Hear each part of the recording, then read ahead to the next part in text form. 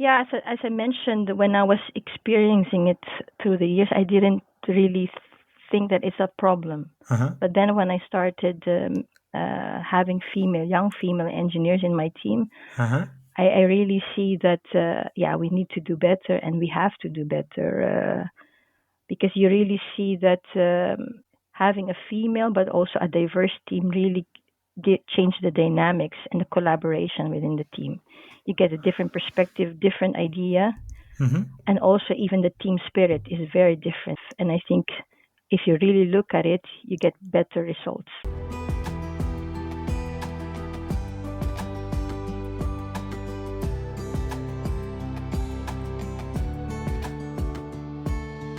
Welcome to Women Disrupting Tech. My name is Dirk-Jan Upkes, and on this podcast I give the women who work in tech the platform they need to inspire and empower each other.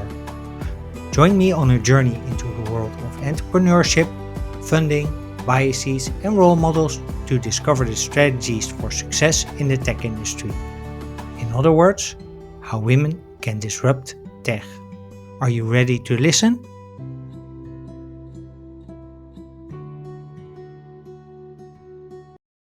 Hey, welcome back to Women Disrupting Tech. Thank you for listening to episode 58. Today we're going to travel the world of deep tech and more specifically the world of semiconductors. Because Carlota Salamat is a director of engineering at NXP and that's a Dutch semiconductor company. She's also one of the first batch of role models at Roll It Out. In this episode of Women Disrupting Tech, Carlota is our guide as we discover the power of role models on a micro and macro level. We will discuss the advantages of being a woman in tech, how she uses her natural tendency to collaborate as a superpower, and we'll discover how she grew into a role model herself. But as you'll learn, Carlota has a more holistic view on creating role models. So Carlota and I also covered the changes needed to the education system and on a company level to create our own pipeline of women in tech. So when you're ready to listen and learn about engineering role models for women in tech, please welcome to Women Disrupting Tech, Carlota Salamat. Hey, good morning, Carlota. Good to have you. Thanks for being my guest on Women Disrupting Tech. A question I always ask at the start of the podcast is how you got into your current job or current position. Yeah, thank you, Dirkian, and thank you for having me this morning. So I studied electronics engineering for my bachelor's and master's. Throughout my studies and also in the early part of my career, Mm-hmm. I always enjoy working in the lab, so seeing how things work with my own eyes. Mm-hmm. So I joined NXP Nijmegen 16 years ago Mm-hmm. as a validation engineer. So what I'm actually doing is we take our chip, Mm-hmm. bring it in the lab, and then see if it's functioning as it should be, Mm-hmm. if it's meeting specifications, and also most importantly, making sure that there's no issues when we give it to the customer. And that I Okay. really, really enjoy. Mm-hmm. I did it for 5 years, and then I transitioned and had an opportunity to lead that team. So with that Mm-hmm. same domain, and then over the years, just expanding it to different disciplines within our R&D organization. Okay. Recently, currently I'm leading a team around 130 engineers working for a central organization in NXP. Mm-hmm. And what we're doing is basically creating boards, hardware to test the functionality of our chips, Ah, yeah. and then Okay. also to showcase to the customer what are the functionalities of this of our chips, and we Mm-hmm. service all the product lines or the organization within NXP globally. Okay.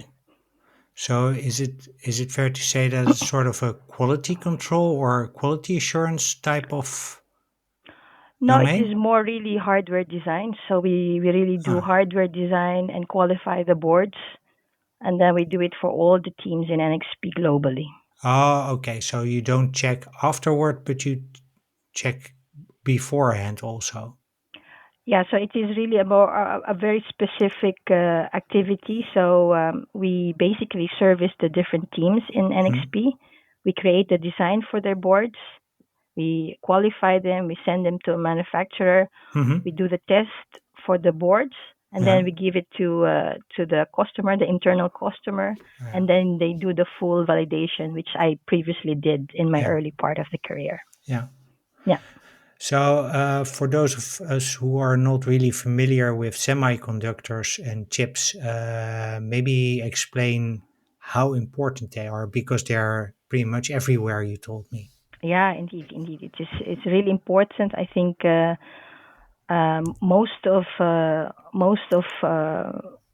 basically all the items that we interact in the daily lives have some electronic components in it. So Mm-hmm. semiconductor chip is really an integration of electrical circuits like transistor, resistors, and then connections, and then Mm-hmm. they do certain function like amplify signal, send some signal, store some data, Mm-hmm. and that is really for all the items that we have in our daily lives is needed. So, as an example, yeah, for if you look at an electric vehicle, an electric car, there's 3,000 chips in it, and that is half of a traditional car. So you really see that via electrification, we can really put more functions, safety features, a bit of a smartness Yeah. in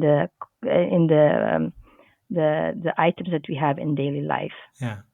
Yeah, and that doesn't only apply to let's say the electrical cars, but also to the phones, to the computers, to the well, Exactly. Yeah, also everywhere. to the passports. By the way, Yes, I which figured. NXP is really the leader for that, for the chip on the Okay. passport. Yes. Oh, that's cool. That's cool to know.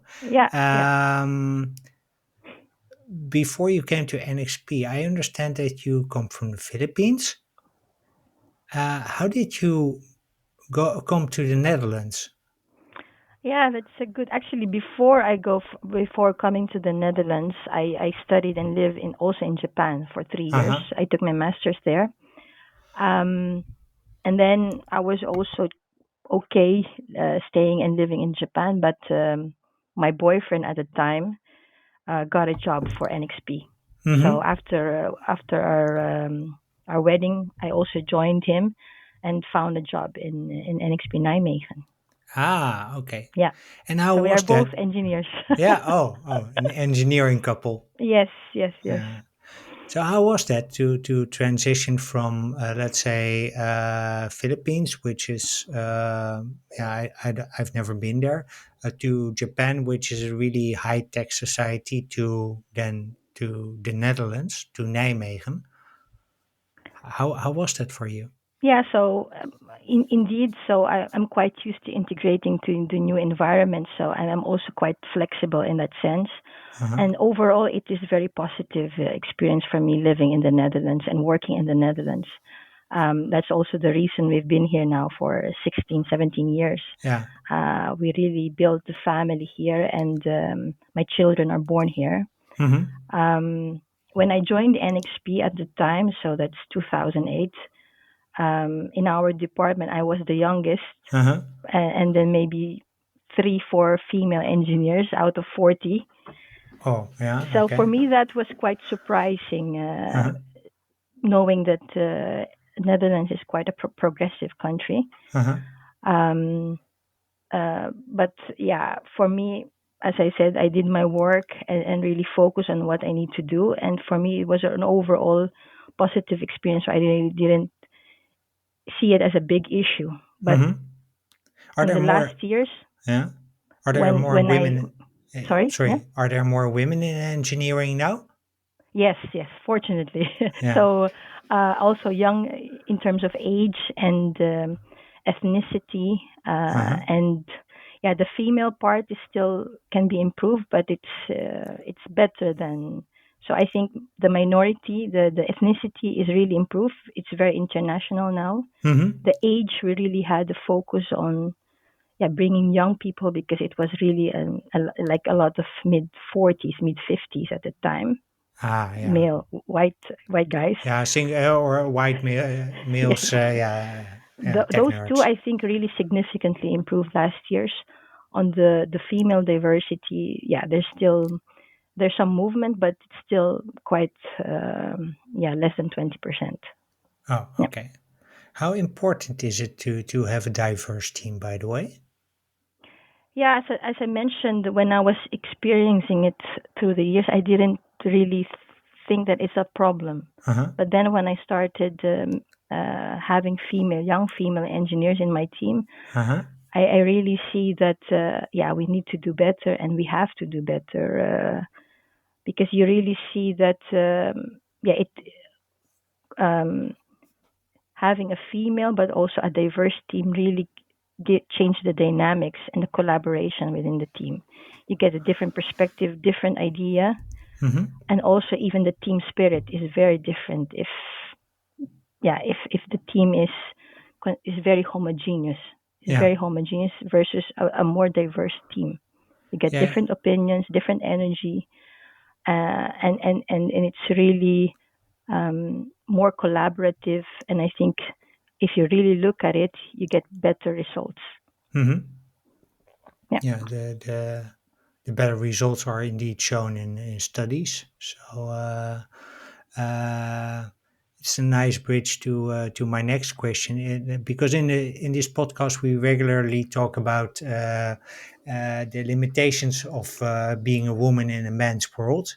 Hmm. Um, but I think there's also advantages to it, right? Yeah, certainly, certainly. And I was really fortunate enough that all my managers in NXP were men, Uh-huh. but they really, they saw in me that they also provide mentorship and good collaboration for me. So that Mhm. was really good. And I think part of it is also that being a woman, men are more open to collaborate. So I don't know if it's less threatening or yeah, it is just easier to collaborate, and they are more open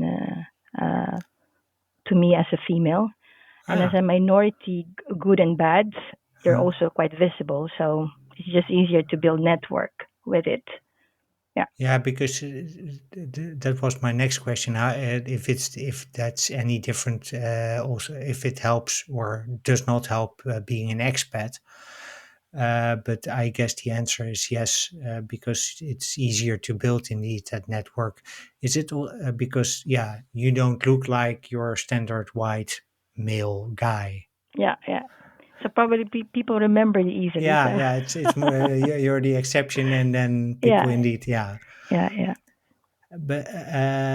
But interesting that you say it's less of a threat to men. To be honest, I've never experienced it like that. I must say that as a man, I had a better experience collaborating with women in general. Yeah. For a collaboration between men is more like competitive in. Yeah, I think it is indeed. I don't know. I just see it from observing my colleagues. Uh-huh, It really takes a bit of a barrier, more for men to men collaboration, uh-huh, versus to women that they're, yeah, in a way a bit nicer. yeah. At least in my experience, and they're quite open. Also, as my role as a manager, Mm-hmm. when I do one to one, I really see that they open up quite good, and it is less discussion about this needs to happen like this, but really more building the relation, Mm-hmm. and then starting from a good relationship.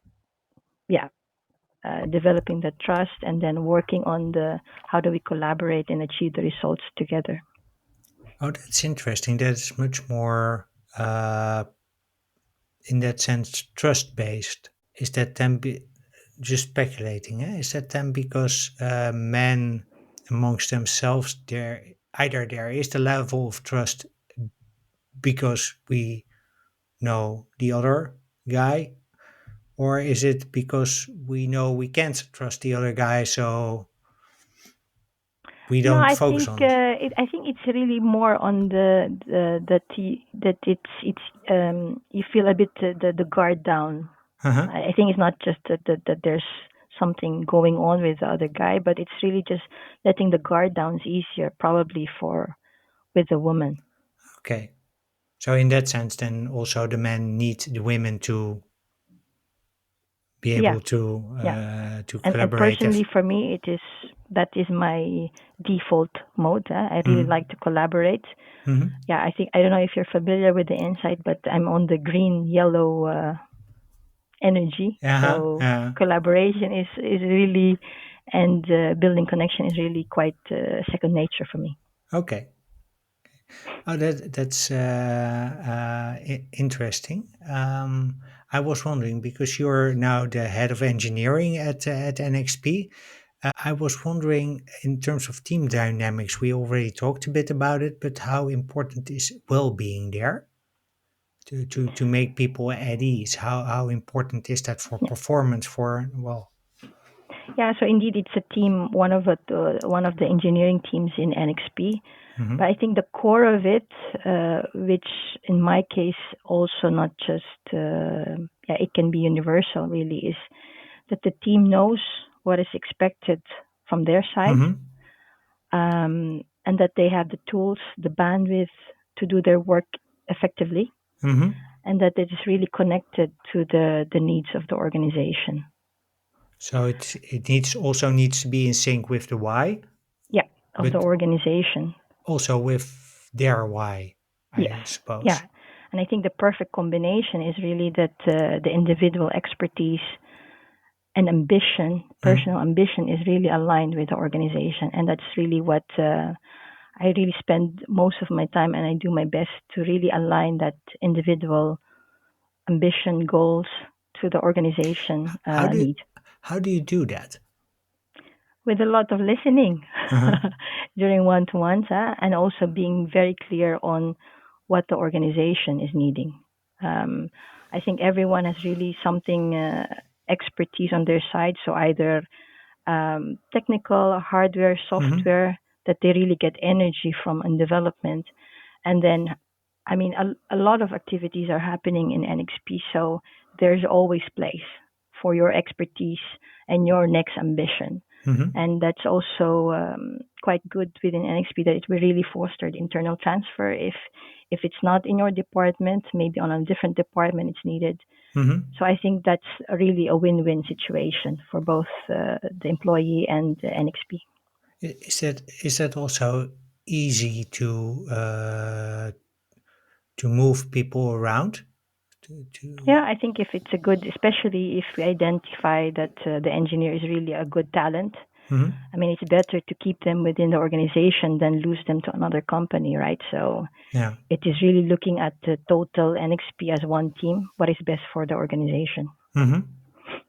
Yeah, but I meant also in terms of HR, is it easy to move people from yeah if the teams are all in one place, let's say Nijmegen, then I can imagine that it's quite easy to move people from one team to another. But if there's different geographical locations, I can imagine it becomes a Yeah, bit more it also difficult. happens. It also happens, and normally maybe in the past you get an expat contract, but most common is that you really have a local contract transfer to another location. But it does happen, and then it's really with your discussion with your manager, seeing what are the possibilities, hmm and then from there uh, connecting with HR what are possible for internal transfer.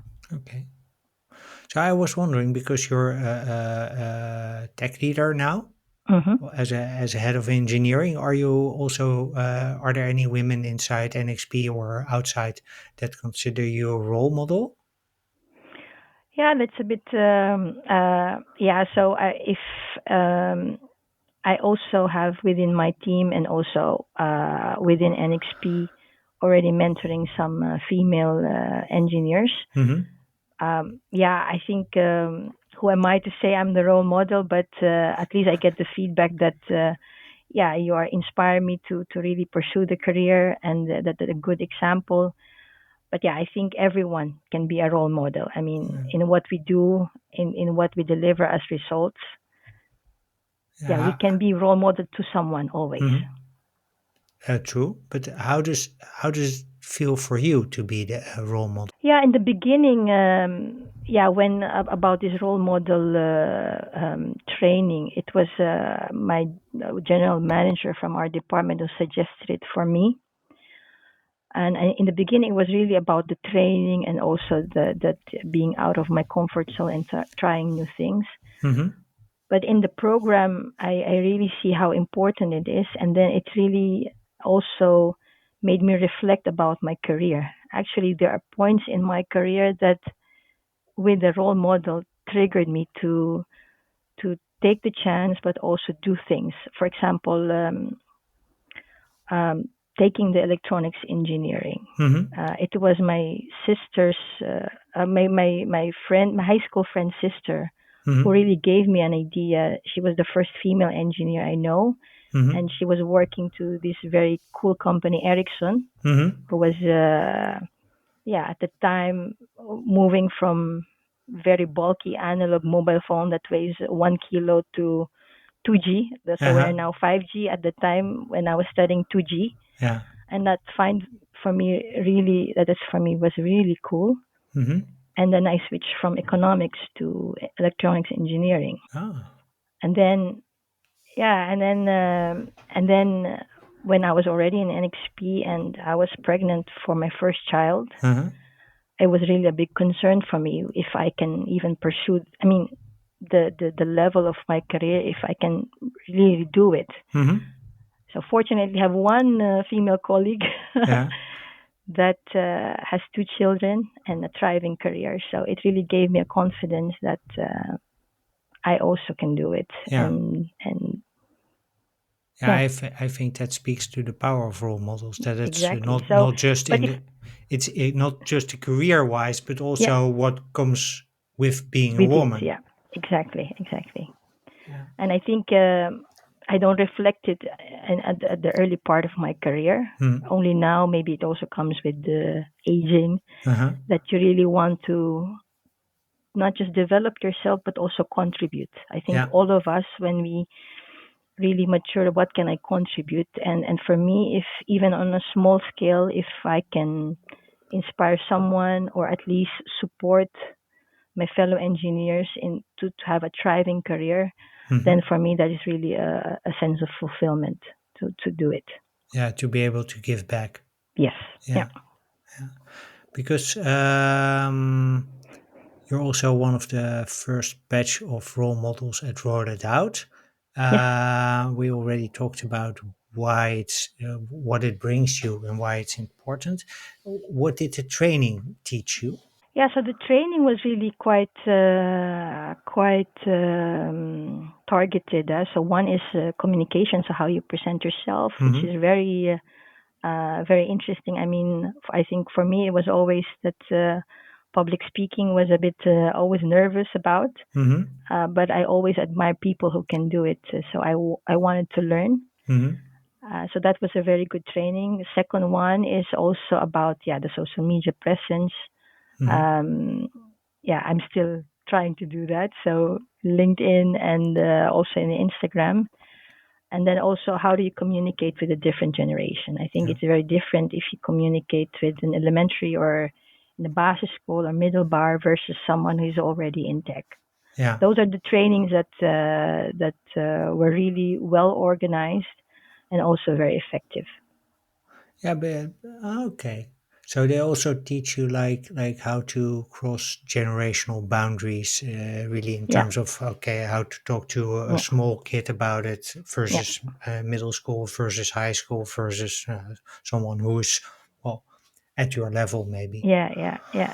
Yeah, so it's Okay. quite interesting actually. So and individually, we also in the training that who is your target audience. Hmm. So really the persona that you want to address. And for me, it's really the basis, middle bar school, but also engineers starting in their career. So why is it the people at or children at yeah basisschool maybe to give some context for international listeners, the basisschool is like elementary school. Elementary, yeah. So why particularly that group? Yeah, I think we should really start there because I think if you look at the Netherlands, we are very thin in the pipeline for Hmm. female in tech. And it's normally, I think there was a study in McKinsey about it that we lose, where are the drop points, right? Yeah, Where we lose the female in tech. So one is really the basis school. Uh, when they go from basis school to middelbaar, yeah, and then afterwards, after the university, when they pick the work, yeah, and then the third one is mid career. yeah. And for me, it is really having that early seed of okay, it's a possibility. Hmm. Having the kids interested in tech, Hmm. having the opportunity to do hands-on because we organize girls days also within NXP, and you always hear okay, do you do these hands-on experiments or trainings at school? And Hmm. not really. So, and I think it starts there that okay, um, there's always this perceptions that boys are better in hands-on things than Hmm. girls, Yeah, but I think it's just yeah, how to say the drempel, the that you have to overcome. yeah, You have to overcome that once you have more experience yeah. Yeah, women need a bit more, also girls need a bit more trust to to take do that it. step. So what if you could change something in the Dutch education system, especially lower level or early on? What would you change? Would you really bring how do I manufacture a chip into the classroom in some way, shape, or form? Now, I think on a macro level, and that probably we need the government intervention in it. Hmm. I think we really need to have more dedicated basisschool, middelbare school, and technique more than we have now, Hmm. and also have diversity also on teachers, So um, more men. more men Yeah. actually. Yeah. Yeah, I think for if I look at my case, the trigger for me was really I had a teacher who was an engineer teaching us math, but then with Mm. the practical Yeah. things to explain it. And I think we need that they either we train the female teachers or also have more diverse. Yeah, our current pool of Yeah. technique is men now, so we have to bring it in the basis school. Hmm. Yeah. Yeah. I interviewed Sanne Jongejan, who's a director of education at an MBO sort of vocational school in the south of the Netherlands, and she told me exactly the same. We need more men and more, or educate more the women better to give proper tech Yeah. education. But I think that's on the a bit of a macro level. I think what we can do, I mean, like me, because I also cannot just do it in one go, Hmm. is from yeah, also in our companies, right? Open Hmm. it to younger girls, right? Like this girls' day, but also do day. Like they we show what we do, Uh-huh. that it's also a bit less intimidating and that they get an idea of that, and then push our companies to really do these initiatives more often and structurally. Yeah. I Yeah. think that we can influence. Yeah. So more structured outreach Yeah, to especially young girls. yeah, Yeah. Also because it's probably necessary because you need them in the workforce at some point because yeah. And otherwise, I think the return of investment is not always that short term. no. So normally we do a lot of internship already, Hmm. but it's really just building that pipeline. A bit on a longer view that okay, we need to start at the basis school, middle bar, and then of course follow them in university, and have that long game of really we want to do this structurally. Yeah. Yeah, I think you touched on a good point also that it's a long game. This Yeah, is not like we put in a cent now and then we get 100 euros out you next have to be year. patient. It's going to take time, but it's Yeah. yeah. Um, Before we go to the male ally part, I just wanted to know. I read in an interview with you with a quote from a mentor that you had. Your career is a ladder. It's not a ladder, but a train ride. So Yeah, not yeah. the. Yeah, it was during our one-to-ones. So he's a male manager that I had years ago, Uh, and I was asking him how do I transition to the next phase of my career, yeah. and that's what he said. So it's really, and I what I get is it's really that your career is not linear. Like Mm, there are several paths to go to a certain destination, yeah. and that also it is not that fatal. For example, if you try things on a Mm, different role, maybe it's a lateral move within a different organization. mm, It is checking yourself. What am I good at? What do I get energy in terms of activities? And then trying and really just hopping in the train and see if it's a good fit for you. So yeah. And yeah, if it but doesn't work, just get get out of the off. next station. Yeah. Yeah. Yeah, and I said I'm happy that within NXP that is fostered.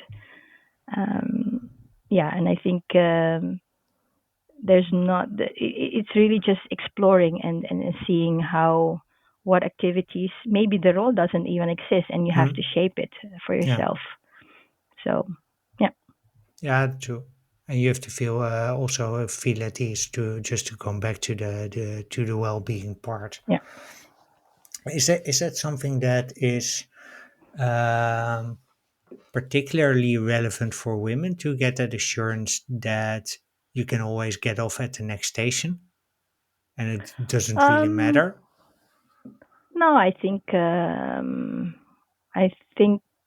I would like to think it is universal for all. I mean, Hmm. um, But do men maybe do? more for women it is more like having a backup plan every time Uh-huh, that you have because you also have to consider other things, not just your career, but what is the impact for my family. uh-huh, Yeah, this kind of things, right? And unfortunately there are several percentage of women who also quit mid-career, yeah, maybe not of their own choice. But for me, it is, yeah, just try it. Don't quit until you really have to quit. yeah, Right. yeah. How can male allies help with uh, getting more women into tech?